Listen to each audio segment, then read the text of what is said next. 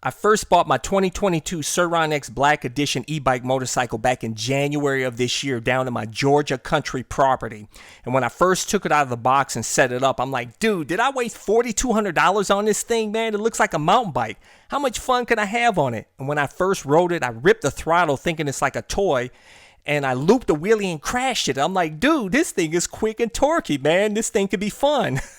So then I take it on my 20-acre property on the trails. And, man, I'm zipping through the trails. It's confidence inspiring, fun, torquey, man, lightweight. I'm like, dude, I had more fun on this than any dirt bike I've had on the trails. Then I take it on the country roads, and I'm zipping it on there. It only does a top speed of 47 miles an hour, but, man, it feels a whole lot faster because it's so lightweight and thin and doesn't have any sound. You're zipping through the wind. And then I took it on the back dirt roads through deep creeks, and it went through it like a boss. Fast forward 4 months later, I take it to my city home out here in Cleveland, Ohio, and I take it on the city streets to see what I could get away with, see how stealth I can be, see what I can do with it.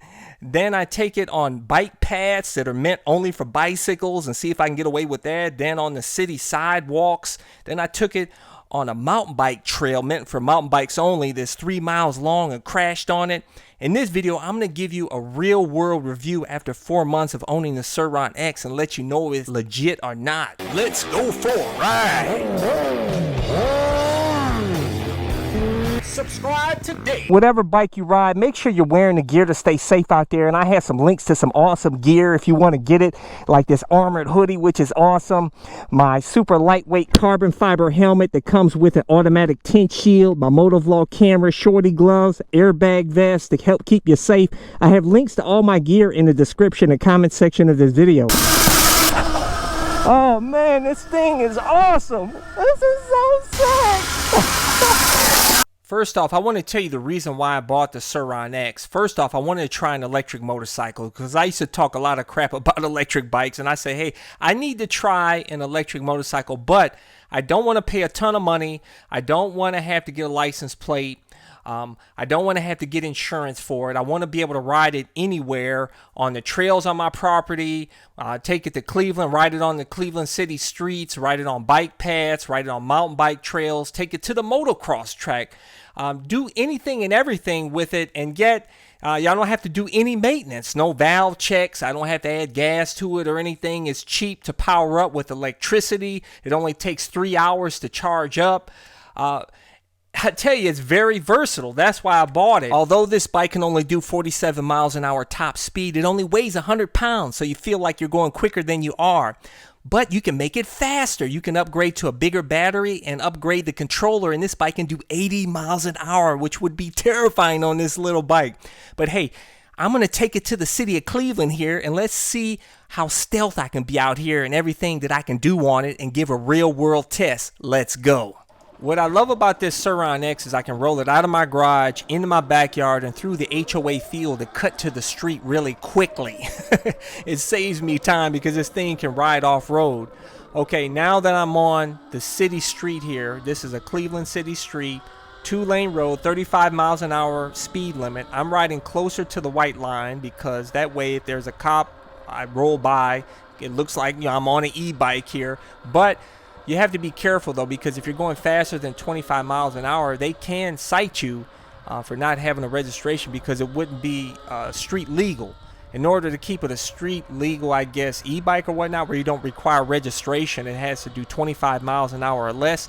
Now, you do have 2 power modes on this bike. You see on the left side of the handlebar there's an up and down switch. The top switch is sport mode, which is full power. And then there's a switch on the bottom, which is the EP switch, and I think that only does like 25 miles an hour or whatnot. So if you switch it to that, that'll keep it legal, but then you'll have cars passing you because you're only doing 25 miles an hour. So I'm doing over the speed limit here to keep with traffic, and that's another thing I love with this is that I can flow with traffic. But now I'm going to the bike trail here in the Metro Park. Which is awesome because it's twists and turns, it's clean, it goes through the woods, it's awesome. You just have to be careful of pedestrians and other people on bicycles. It does have a horn, and just give a heads up so that way they hear you when you're coming so they can move to the side. You probably don't want to be doing top speed through here, you know. But I think this is really cool to be able to transition to the bike path anytime you want to, because, hey, it looks like an e-bike or a bicycle or a mountain bike or whatnot. So you fit in. But yet you can have, this is another place you can have fun with your bike on. Okay, now I can transition from the bike path to the city sidewalk because, hey, I fit in. It looks like an e-bike or a mountain bike. That's what I love about it. It's stealth. I can go anywhere. I don't need a registration. I don't need insurance. Cops don't bother me. I'm telling you, this thing is awesome, man. Okay, now let's transition to another application, and this is the local mountain bike trail that's 3.3 miles long in the metro parks. And I'll tell you guys, this thing is pretty gnarly, man. They must have rebuilt it since I was on it last in 2015 when I was on my mountain bike. But this is my first time on an e-bike, which technically it's not allowed on here, probably, I guess. I don't know. But I'm not ripping the trail up with, you know, you only go so fast through here anyhow, man. But I'll tell you, this e-bike performs awesome on this mountain bike trail. Check this out. Look at this catwalk here. I love that. That is so awesome. And this twists and turns all through the forest here in the metro parks. And it is so beautiful back here, guys. I have fallen in love with Ohio again by going on this trail. I don't want to move from Ohio now. I had thought about selling my house and going somewhere else, but man, I love Ohio in the spring and summer. But check this out. I just went bridges that go over creeks. The terrain is gnarly. Look at that, man. They've got that rutted up terrain there. That they've got rocks that you can go through a creek. Look at that. Look at this. It's got various bridges, twists and turns, sharp turns. There's even one section where I was riding where it feels like you're riding on the side of a cliff, which I've shortened this up greatly, but I will do a future video possibly of me going through the whole thing. I'll do a full motovlog on the whole thing, the whole 3.3 miles, which it'll be a much longer video. But look at this, man. Look at this, guys. I'm telling you, this trail is pretty gnarly, and I did not come dressed properly for this trail. I thought it was going to be pretty easy, man. I didn't wear my boots, gloves, nothing. My armored hoodie. Look at that. There's a creek I just went through. Look at that. That's rough. And I tell you, this suspension, this stock suspension on this bike soaks up all those bumps. I'm sitting the whole time on this, guys, because I wanted you guys to get a good view. But normally I'd probably be standing up on the pegs. Look at that. This is so awesome, man. Oh my gosh, guys, this trail is so amazing, and this bike performs flawlessly on it, man. You got to be careful. You probably want to put it in the EP mode, which I think I kept this in sport. So if because the throttle can be really, I mean, this bike is really quick in the full sport mode, and has a lot more torque than in the EP mode. The EP mode will probably be better for this. Look at that. Look at that bridge over the little creek, man. Imagine if you fell off that bridge. Dang, I crashed, man. My front tire washed out on me. These tires are pretty decent, though, for off-road, these stock tires, I have to say. But what I hate about this bike is every time I crash it like that, the front wheel goes out of alignment, and I have to put it back. So got the wheel back in alignment, riding on this other catwalk. There's multiple catwalks here through the forest. This is one of the longer ones, which is awesome, man. Keeps your attention. You got to stay focused.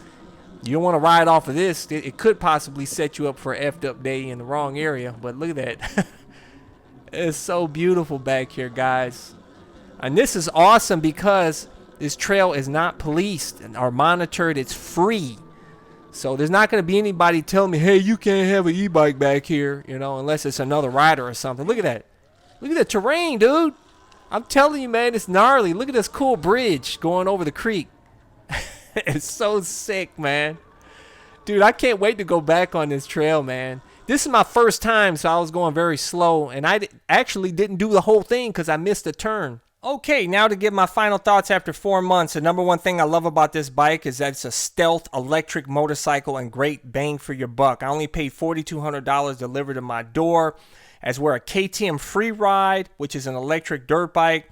costs $10,000 and only goes like 5 miles an hour faster than his bike, but yet that bike is not stealth. You'd have to get a license plate, insurance, you'd have to have a motorcycle license. You don't need none of that with this bike, man. So that saves you a lot of money. You can ride this bike anywhere. It only charges in 3 hours. You get a 50-mile range.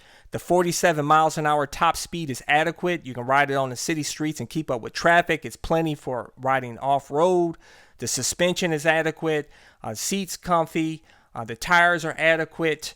The brakes are adequate. The only thing that I don't like, a couple of things I don't like about it is the fenders are cheap. The rear fender broke off when I looped that wheelie and they're hard to come by. And when I crash it, the front wheel goes out of alignment every time. Otherwise, man, I highly recommend this bike so far. Oh, and by the way, I charge this bike for free using my solar generator, which I have a link to in the description and comment section of this video if you want to get one. Hey, if you're looking for a more affordable e-bike that folds, that you can put in the trunk of your car and you can ride it off-road and on the streets, but it only does 25 miles an hour, but this thing is fun and it pedals. I did a full review on this HeyBike folding e-bike, and I love this thing, man. I have a link to get this bike at a discount in the description and comment section of this video. But anyways, guys, leave a comment below. Let's talk about it. Make sure to hit thumbs up. It really helps my channel. I appreciate it. Make sure to subscribe to my All-in-One Motorcycle channel. And make sure to check out my other channel, Bug Out Moto. Until next time, I'll catch you guys later. Deuces. Thumbs up. Check out my playlist for new riders and popular videos. Don't forget to comment and subscribe.